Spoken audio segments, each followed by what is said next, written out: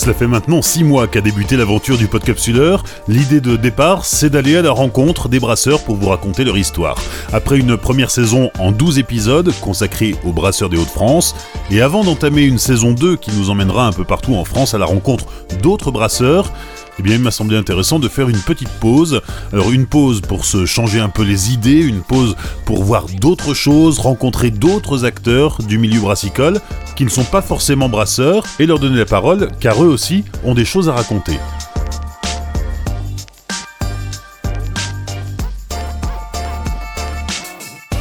Hors série numéro 1, Cyril Hubert, biérologue et sommelier de la bière. Bonjour, je m'appelle Cyril Hubert, je suis biérologue et sommelier de la bière. J'ai 36 ans et mon rôle est de mettre en avant la bière et d'éduquer le consommateur et d'accompagner les brasseurs et les restaurateurs. J'ai rencontré Cyril Hubert par Instagram, il m'a envoyé un message en janvier dernier en me proposant de découvrir son métier de biérologue, un métier que je ne connaissais pas. Alors nous avons tout de suite sympathisé parce que le type est sympa et rapidement il m'a invité à assister à l'un des ateliers dégustation qu'il animait le 9 février au Salon des bières artisanales de Châtillon. Alors évidemment sa proposition m'a emballé, d'abord parce que je vous l'ai dit il est sympa, ensuite parce que je n'avais jamais assisté à un atelier dégustation. Alors je me suis posé la question aussi de savoir si vous, auditeurs du Podcapsuleur, ça vous était déjà arrivé, si vous aviez déjà participé à ce genre d'exercice. Alors certainement pas tous, voilà pourquoi je me suis dit que la dégustation, ce serait un bon sujet pour un podcast. Boire de la bière, c'est bien, mais la déguster, c'est mieux. Alors direction le Salon des bières artisanales de Châtillon, le 9 février dernier. L'événement est organisé par le Rotary Club, dont je remercie les membres pour leur accueil. C'est parti. Bien, pour commencer, je tiens à vous remercier infiniment d'être venu à mes ateliers. Je me présente, je m'appelle Cyril Hubert, je suis biérologue et sommelier de la bière et puis j'ai la chance de pouvoir boire quand je travaille. Ça, c'est vraiment une chance. Aujourd'hui, on va déguster 3 bières pendant 1 heure, peut-être un peu plus. Si on déborde un peu, c'est pas très grave. Le but, c'est avant tout que vous puissiez avoir une consommation responsable, que vous puissiez apprécier la bière d'une façon différente et que vous puissiez faire un peu plus attention à ce que vous consommez pour au final être capable de mettre des mots sur des ressentis. Et vous allez vous rendre compte que déguster une bière, c'est bien, c'est plus ou moins facile quand on a l'habitude ou quand on a des conseils ou des clés. Mettre des mots sur des ressentis, c'est un peu plus compliqué parce que exprimer ce qu'on ressent, des fois on n'a pas les mots justes. Vous avez tous 2 verres à bière. Vous vous rendez compte qu'il n'y a pas de verre à eau parce que ça ne sert à rien. Okay. La bière, c'est 90 à 95% d'eau, donc il y a largement de quoi faire dedans. Alors, on va déguster la première bière dans le premier verre. On va analyser en premier lieu l'aspect de la bière. On va analyser la mousse. Pourquoi la mousse ? Parce que il y a certains styles de bière qui ont une mousse peu persistante. Donc du coup, c'est la première chose qu'on va analyser. La couleur de la mousse, sa tenue. Et puis, on va voir si elle est assez compacte ou pas, par exemple. Ensuite, on va analyser la couleur de la bière. Essayer de déceler les différents panels de couleurs et voir si la bière est trouble ou pas. On dit qu'elle a de la turbidité. Ça vient de quoi le fait qu'une bière soit trouble ? Vous avez une idée ou pas ? Allez, première question piège. Timidement, le public se risque. Pour ce premier atelier de la journée, une douzaine de visiteurs participent et de façon très ludique, Cyril va leur apporter quelques bases et des éléments de langage propres à la dégustation. C'est tout simplement savoir si les bières ont été filtrées ou pas. Ce qui apporte du trouble, c'est les levures. Le gros problème qu'on rencontre aujourd'hui, c'est que une grosse partie des consommateurs sont tellement habitués à consommer des bières industrielles, insipides et dénuées de goût, limpides, brillantes, très jolies, que dès que l'instant que le consommateur a l'habitude, voit une bière avec des levures, pense que c'est une bière qui a un défaut. Mais c'est pas le cas. Il n'y a pas de levure, il n'y a pas de bière. Ce sont les bières qui transforment le sucre en gaz carbonique et en alcool. Ça, c'est réellement important. Dites-vous que c'est un peu comme la dentelle de la danseuse. Voilà. On a un peu de mal à s'en passer. Bien. Donc on va faire l'analyse visuelle, regarder aussi l'effervescence, et puis ensuite on va faire l'analyse olfactive.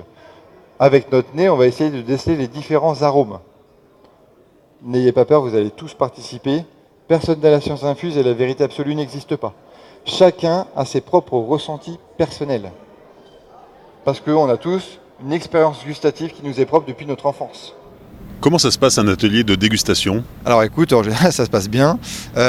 J'ai toujours l'habitude de montrer aux gens comment on déguste une bière. Je les fais passer par l'analyse visuelle, l'analyse olfactive et l'analyse gustative. Et le but c'est de faire travailler tous les sens, les 5 sens. Le sens du toucher, de l'ouïe, de l'odorat, de la vue et du goût, bien évidemment. Les gens qui viennent dans tes ateliers ne sont pas forcément des spécialistes. Ce sont quoi ? Des amateurs lambda, des amateurs un peu plus expérimentés ?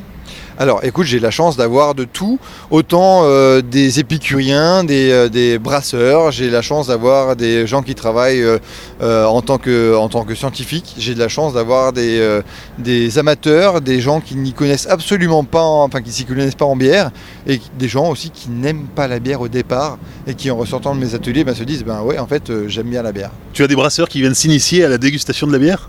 Alors non, ils ne viennent pas s'initier à la dégustation de la bière, mais en tout cas ils viennent à mes ateliers pour apprendre un peu plus le vocabulaire de la biérologie et être capable de mettre des mots sur des ressentis. Parce que souvent de fois ils expliquent leur bière avec leurs propres mots, mais des fois il leur manque un peu de vocabulaire, donc c'est pour ça qu'ils viennent chez moi. C'est comment ton prénom ? Amélie. Ton prénom c'est comment ? Jérôme. Admettons que Amélie, ses parents l'ont habituée à manger du pamplemousse depuis qu'elle est toute petite. Ok ? Si je lui bande les yeux et que je lui mets un pamplemousse sous le nez, il y a de grandes chances qu'elle puisse reconnaître l'arôme. Parce que son cerveau l'a enregistré. Si maintenant, je lui mets le morceau de pamplemousse dans la bouche, avec la forme, la texture, le goût, elle va forcément savoir que c'est un morceau de pamplemousse. Jérôme, lui, ses parents ne connaissent pas le pamplemousse. Ils lui ont donné des oranges. Si je lui mets le morceau de pamplemousse sous le nez, on sait que Jérôme, il est doué. Peut-être qu'il va dire que c'est du pamplemousse. Ok, il a une chance sur 2. Mais peut-être qu'il va dire que c'est de l'orange, c'est peut-être des agrumes, sans trop savoir. D'accord ? Si maintenant on est amené à déguster une bière avec des arômes d'agrumes, si Amélie elle me dit qu'elle sent le pamplemousse et Jérôme il me dit qu'il sent l'orange, l'un dans l'autre on est dans les agrumes, c'est juste. Si Amélie elle me dit moi je sens le concombre, il y a peut-être un problème. Ok ? Bien. Une fois que l'analyse olfactive est terminée, on va faire l'analyse gustative. On va enfin pouvoir boire. Vous allez me dire ce que vous ressentez dans votre bouche. Vous allez me parler de l'attaque. Alors l'attaque, c'est quoi ? C'est les 2 premières secondes de sensation en termes de goût. Est-ce qu'on a une attaque sucrée, salée, acide ou acidulée, ou amère ? D'accord ? Ensuite, vous allez me parler du corps de la bière. Est-ce qu'on a une bière qui a un corps qui a queue comme de l'eau ? Au contraire, est-ce qu'on a une bière qui a un corps rond, sirupeux, voire mielleux, par exemple ? Vous allez me parler de la carbonatation, l'effervescence. Est-ce que la bière a beaucoup de gaz qui piquent la langue, un peu comme la badoie, par exemple ? Ou au contraire, est-ce que la bière a des bulles très fines, très fluettes, comme ça ? Et ensuite, vous allez me parler de la finale. Alors, c'est quoi la finale ? Vous avez une idée ? Eh oui, je vais vous expliquer. Contrairement à une dégustation de vin, nous, on ne recrache pas la bière, on l'avale. Mais est-ce que vous savez pourquoi on l'avale ? Le goût qui revient après, on appelle ça la rétro-olfaction, rétronasale. C'est-à-dire, vous avez peut-être déjà vu le dessin de la langue avec le sucré, le salé, l'acide. Ça, aujourd'hui, ça ne veut plus rien dire parce que des capteurs de sucre, d'acidité et tout, il y en a partout sur la langue. Okay ? Mais les capteurs d'amertume sont principalement dans le fond de la langue. Donc, pour avoir la rétro-olfaction, on est obligé d'avaler. On va déguster la première bière dans le premier verre. Je vous demanderai de garder un fond, d'accord ? Parce qu'on reviendra au niveau du nez dessus. Parce qu'avec la chaleur, des fois, il y a aussi des arômes qui se libèrent. On va déguster la deuxième bière dans le deuxième verre. Et une fois qu'on a terminé l'analyse, on revient sur le premier. S'il y a des arômes complémentaires, vous m'en parlez. Sinon, on vide dans le seau. Bien évidemment, je vais vous poser des questions pendant l'atelier. Et bien sûr, la personne qui ne répondra pas bien pourra boire une gorgée du seau. Comment tu t'y prends ? Tu dois guider la personne que tu as en face de toi, la personne qui participe à cet atelier, pour lui dire ce qu'elle doit sentir, goûter ? Alors oui, en tout cas j'essaie de montrer aux gens comment on déguste une bière en fonction de ma perception des choses. Moi j'ai appris d'une certaine façon, donc j'essaie d'inculquer ça. Maintenant quand je vois par exemple des gens qui dégustent la bière, qui mettent la bière en bouche et qui la dégustent comme le vin, je leur dis qu'en fin de compte ils ne doivent pas se faire comme ça parce que ça sert à rien et que là on ne fait pas une dégustation de vin, on fait une dégustation de bière et c'est totalement différent. Après bien évidemment chaque personne a ses propres ressentis, a ses propres sensations. Et donc la dégustation, c'est très personnel et chacun va pouvoir vivre son expérience personnelle, en fait. Mais bien sûr, je leur donne une ligne de conduite, tout à fait. Quels sont les goûts de la bière ? Ils sont multiples. Il y a tellement de variétés de styles, il y a tellement d'ingrédients que les goûts sont infinis. Vraiment, là, tout à l'heure, on a dégusté une bière triple au café. D'ailleurs, c'est la première fois que je déguste une triple avec des saveurs et des arômes de café. Que, voilà, l'imagination et la fantaisie des brasseurs n'a pas de limite. Et en fin de compte, je pense que les goûts et donc les flavors en général, les arômes et les saveurs combinés n'ont pas de limite non plus. Alors typiquement, toi qui ne bois pas de café, tu réussis à prendre du plaisir à déguster une bière au café ? Bah ouais, en fait c'est vachement étrange. Alors il m'arrive de temps en temps de boire du café avec du lait, avec beaucoup de lait dedans, ça m'arrive de temps en temps. Mais effectivement c'est vrai que j'apprécie les bières qui ont du corps, qui ont des arômes torréfiés. Je ne sais pas l'expliquer en fait, voilà, c'est comme ça.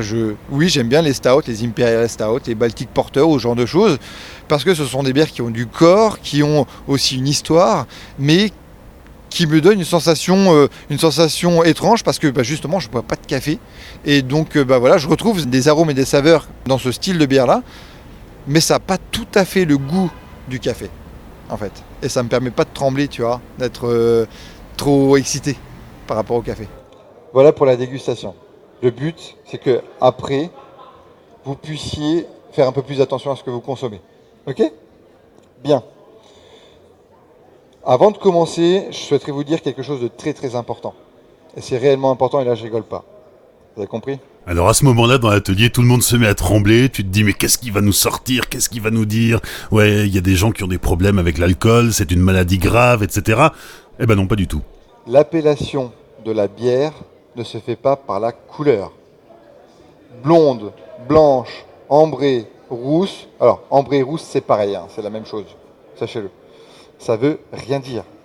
C'est typiquement commercial. Alors, je respecte bien évidemment les brasseurs qui mettent aussi l'appellation blonde ou blanche sur leurs étiquettes, parce que les consommateurs sont habitués à appeler la bière comme ça. Bien évidemment, ils doivent aussi garder leurs clients. Ça, c'est important. Maintenant, ce qui est intéressant, c'est d'appeler la bière par le style, qui équivaut au cépage, comme pour le vin. C'est comme si vous alliez dans un garage pour acheter une voiture, d'accord, puis vous dites au vendeur, bonjour, je voudrais acheter une rouge. Ouais, ok, bah c'est cool. Voilà. Tout le monde connaît les bières communément appelées bières blanches.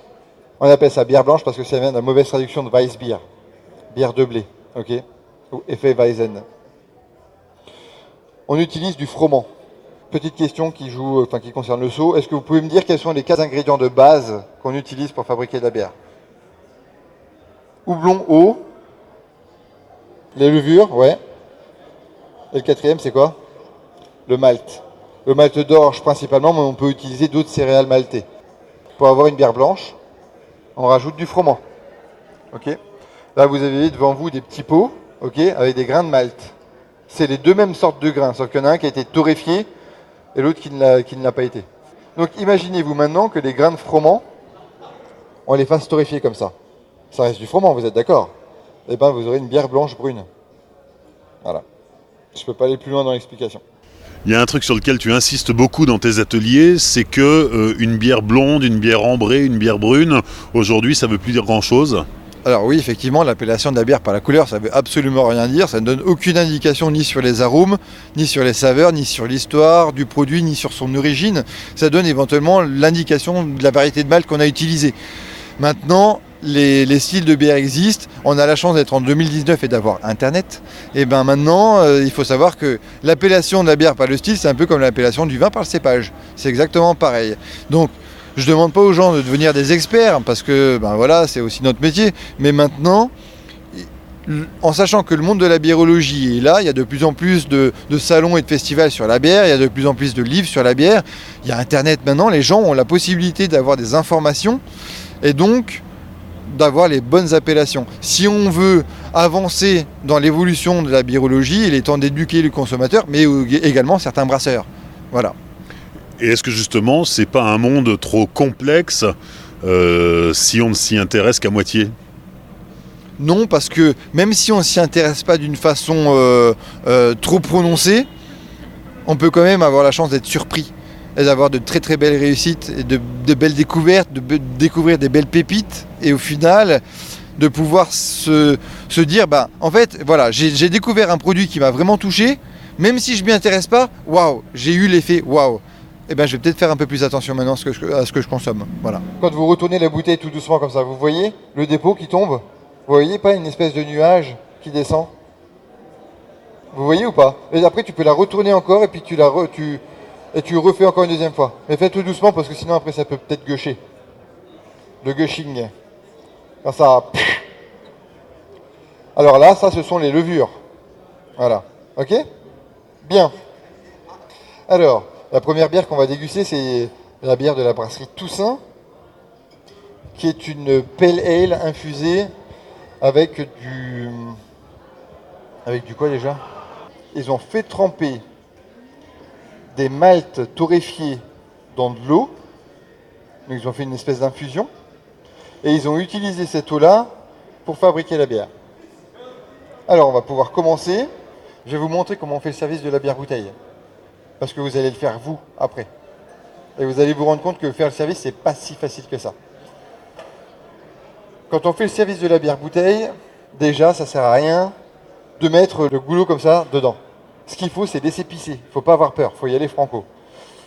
Une fois que la bouteille elle est penchée comme ça et que le liquide coule, la bouteille elle bouge plus. C'est le verre qui bouge. Donc du coup, j'incline mon verre, je serre et je remonte. Vous allez pouvoir servir la bière à hauteur de la cassure et essayer de faire un beau col de mousse. Alors je vais vous faire voir et ensuite vous allez le faire vous-même. D'accord ? Voilà. Donc là j'en ai mis un tout petit peu plus, c'est pas grave. D'accord ? J'ai un beau col de mousse pour pouvoir l'analyser et voilà, on peut faire de la dégustation. Là, on se rencontre au Festival des bières artisanales organisé par le Rotary Club de Châtillon, en région parisienne. Les bières que tu as présentées dans tes ateliers aujourd'hui, ce sont les bières des brasseurs présents ? Oui, alors tout à fait. À chaque fois que je participe à un événement, un festival ou un salon de bière, à chaque fois dans mes ateliers, je mets toujours en avant les brasseurs qui sont présents sur place, parce que c'est une façon pour moi de faire une collaboration avec eux, de mettre leurs produits en avant, de mettre le métier de brasseur en avant. Et bien sûr aussi de leur faire de la pub, hein, bien évidemment, ça c'est clair. Et donc en contrepartie, on est dans une collaboration pour le festival. Et donc voilà, je ne peux pas me permettre de mettre en avant des brasseurs qui ne sont pas présents sur place. Si quelqu'un vient à un atelier et a des questions à laquelles je ne peux pas répondre, le principal c'est qu'il puisse aller voir le brasseur et lui poser la question directement. Ça arrive ça ? Bien sûr, oui, je suis pas non plus, j'ai pas la science infuse. Oui, bien sûr, il y a des questions auxquelles je ne peux pas répondre. Mais voilà, c'est comme ça, j'apprends aussi tous les jours. La couleur de la bière, elle est comment? On a une mousse qui est quand même assez persistante. Faut pas oublier que là, si on sert la bière au complet dans le verre, on pourrait avoir un beau col de mousse qui tiendrait longtemps. Ok? Et d'ailleurs, vous voyez, là, on a déjà la mousse qui reste sur les parois. On appelle ça la dentelle. C'est-à-dire qu'à chaque fois qu'on boit une gorgée, la mousse, elle descend et puis ça laisse de la dentelle. Ok? Donc là, la bière, elle est de quelle couleur? Elle est noire. Quand c'est noir, c'est noir.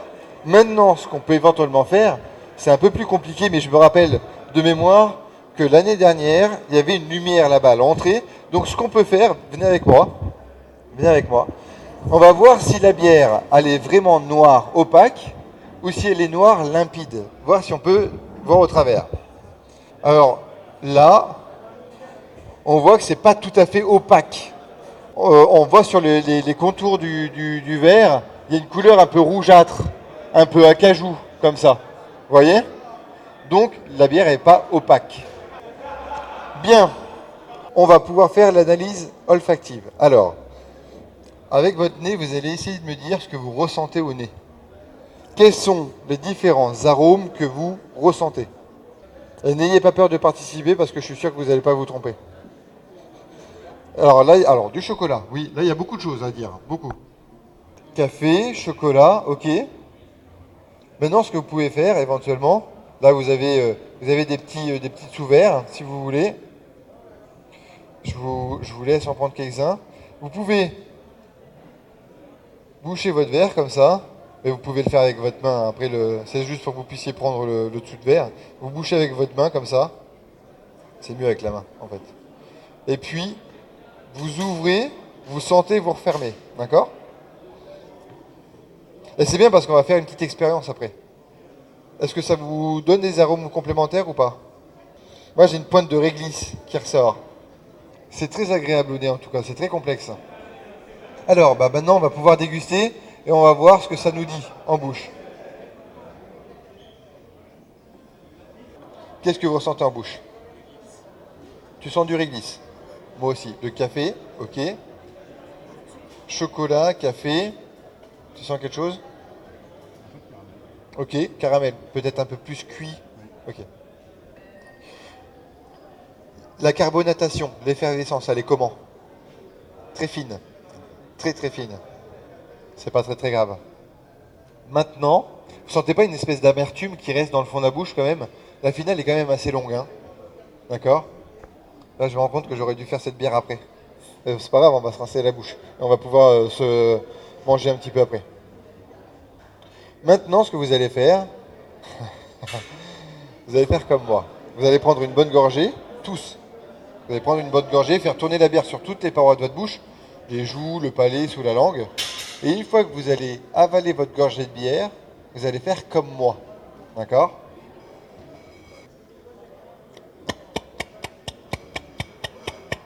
Et assez fort. Et là, vous me dites ce qui se passe dans votre bouche. Est-ce que ça vous donne une sensation en plus ? Est-ce que ça vous fait ressortir des arômes ou pas ? L'amertume ressort, ouais. Ouais, il y a plus de fraîcheur, l'amertume ressort. Le côté herbacé, herbeux ressort plus pour moi en faisant ça, par exemple. Ça me donne presque un côté légèrement résineux. Presque.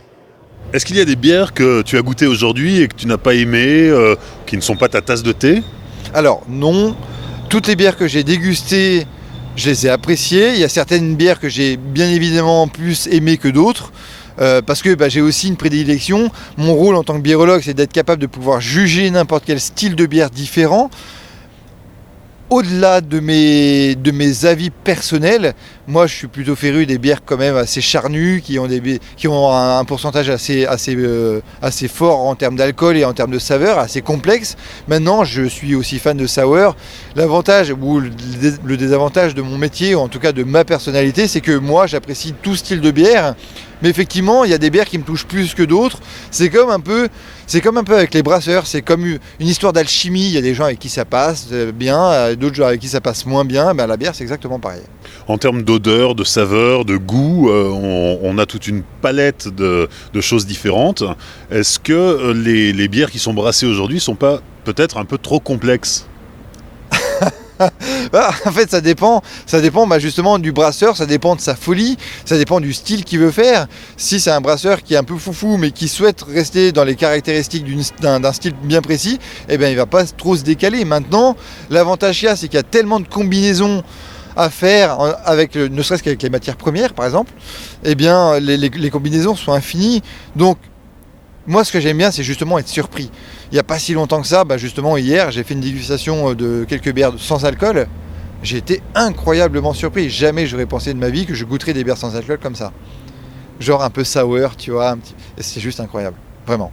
Il y a des modes aussi dans la bière, les IPA en ce moment, on le vend en poupe, les bières acides aussi, ça commence ? Alors oui, effectivement, les bières très amères comme les IPA ont déjà le vent en poupe depuis quelques années. Maintenant, ça commence à tourner un petit peu. C'est la raison pour laquelle il y a certains sous-styles qui ont été inventés un peu plus, comme par exemple les White IPA, les Black IPA, les NEPA, ce genre de produits. Maintenant, on est plus sur la tendance des bières acidulées, les sour, les gueuses, les lambics principalement, mais également sur les bières vieillies en fût, des bières qui sont mises dans des fûts de cognac, dans des fûts de rhum, dans des fûts de whisky, dans des fûts de tequila ou dans des fûts de vin. Et c'est ça qui est incroyable parce que ça apporte une telle complexité. Déjà, la bière en elle-même est complexe, mais en plus, elle a une complexité supplémentaire par rapport au fût et à ce qu'il y avait dedans avant. C'est Amaury d'Herbigny qui brasse les bières de Célestin et notamment la 10, qui disait dans un des podcasts du Podcapsuleur, il y a eu une erreur dans l'histoire de l'humanité, c'est que pendant 60 ans on a brassé de la bière industrielle. Alors brasser de la bière industrielle, c'est déjà un peu paradoxal. Est-ce que la page est en train de se tourner ? Alors oui, elle se tourne, mais elle se tourne... Alors, Ce qui est quand même assez bizarre, et il faudra être vigilant là-dessus, c'est que les gens boivent moins mais mieux, sont prêts à mettre un peu plus cher dans une bière mais avoir de la qualité, ce qui est tout à fait normal. Maintenant, c'est vrai que le monde de la bière artisanale, elle vend en poupe, mais il ne faut pas oublier une chose, c'est qu'il y a de plus en plus de gens qui se mettent dans l'idée de créer une brasserie, que brasseur c'est un métier, c'est un vrai métier, qu'il y a beaucoup de gens qui brassent à côté mais ce n'est pas leur métier principal, et qu'en fin de compte, la difficulté c'est d'être constant dans la qualité. Et que malheureusement, la sélection naturelle se fait toute seule. Il y a des brasseries qui ferment, il y en a d'autres qui se créent, et en fin de compte, c'est la qualité du produit qui va vraiment faire la différence, et aussi le marketing, faut se dire. Voilà. Quand on déguste une bière, on va travailler ces 5 sens. On en a 5, ok ? Quel est le premier sens qu'on fait travailler en premier ? La vue. Pourquoi ? La couleur de quoi ? C'est ça ? T'as dit la couleur ? La couleur de la bière ? Ok. Avant ça, vous regardez l'étiquette.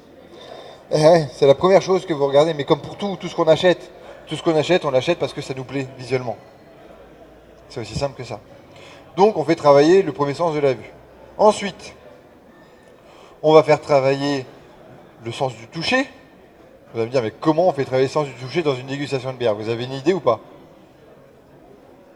Par exemple, on sent la bouteille. Alors là, vous allez prendre la bouteille de la brasserie du Bulldog. D'accord ? Si possible, ne pas regarder les étiquettes. Alors, je sais pas si... Ah oui, il y en a une là. Si tu veux le faire, tu peux.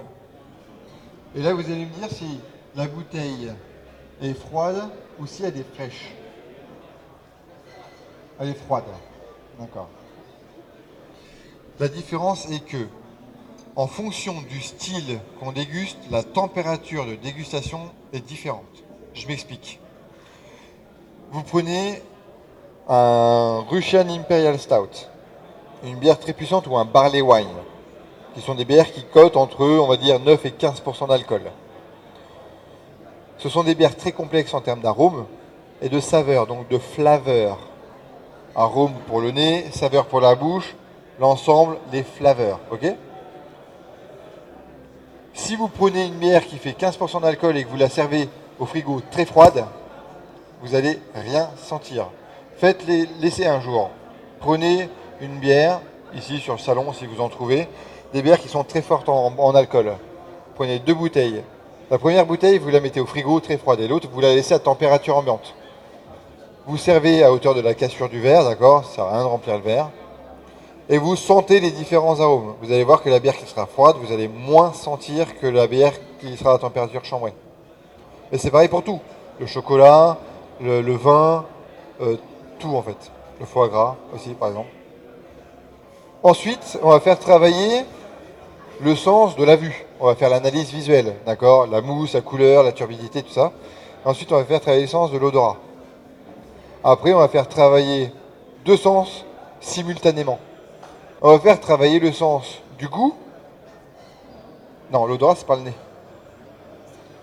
Voilà, alors quel autre sens on fait travailler avec le goût ? Le toucher. Avec les parois de votre bouche, les dents, la langue, le palais et tout, vous allez toucher votre bière. Et votre bière va subir une transformation avec la salive. Ça va modifier son goût, ça va modifier son aspect, sa texture. Et ça, c'est important. Voilà. Il y a un sens qu'on a oublié.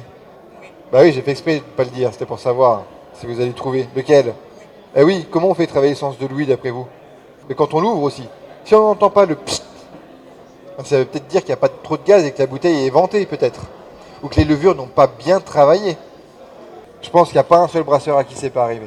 Toi Cyril, tu viens du secteur de la restauration. De plus en plus, la bière à table, c'est de bon augure. On tend vers ça, ça se développe. Les accords mets et bières, c'est quelque chose qu'on creuse de plus en plus. Alors les accords mets et bières, c'est quelque chose qui me touche particulièrement parce que justement, vu que je suis issu de la restauration depuis, je travaillais dans des établissements gastronomiques et traditionnels, dont des Relais et Châteaux pendant une quinzaine d'années. Le fait d'avoir bifurqué dans la biérologie et de faire des accords mets bières, ça me permet de garder un étrier au niveau de la gastronomie. Mais les restaurateurs eux-mêmes sont un peu frileux quant à la bière. Pourquoi ? Parce que trop de restaurateurs passent par les brasseries industrielles. Pourquoi ? Parce qu'ils leur offrent l'installation du bar, il leur offre éventuellement des produits marketing comme des parasols, des chaises ou des enseignes, plus les vérifications des installations, par exemple. Et au final, ils font pas aussi la même marge sur la bière que sur le vin. Par exemple, une bouteille de vin que tu achètes 5 €, tu peux la revendre facile 15-20 €. Une bouteille de bière que tu achètes 3 €, tu peux pas la vendre 15 €. C'est impossible. Tu vois. Et donc les gens ont toujours cette connotation de vin aimé à table. Maintenant, il y a de plus en plus, en tout cas quelques restaurateurs qui commencent à enlever les œillères et à se laisser faire avec la bière, et ils ont raison, parce qu'en fin de compte, les accords mets-bières, c'est juste quelque chose d'incroyable, et c'est tellement mieux que le vin. Je suis désolé de le dire ça comme ça, mais effectivement, il y a tellement de styles de bière, de saveurs et d'arômes, et de complexité en termes de bière que, encore une fois, les accords sont infinis et qu'il faut se laisser porter par la magie de la biérologie et faire confiance un petit peu à la bière. Et je pense que la bière a vraiment sa place sur les grandes tables des restaurants. Et il est temps que les restaurateurs se réveillent et qu'ils fassent confiance à la bière et aux brasseurs.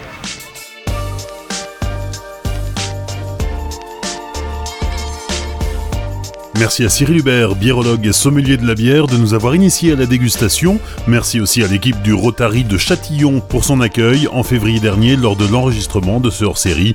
Dans 15 jours, nouvel épisode hors-série. D'ici là, on se retrouve chaque jour sur les réseaux sociaux, Instagram, Facebook, Twitter. Parlez aussi du Podcapsuleur autour de vous, dans votre famille, auprès de vos amis, pour continuer à développer la notoriété de ce podcast qui sans vous n'existerait pas. N'oubliez pas aussi de commenter et rajouter plein d'étoiles sur iTunes. Et souvenez-vous, l'abus d'alcool est dangereux pour la santé, alors savourez, mais sans forcer.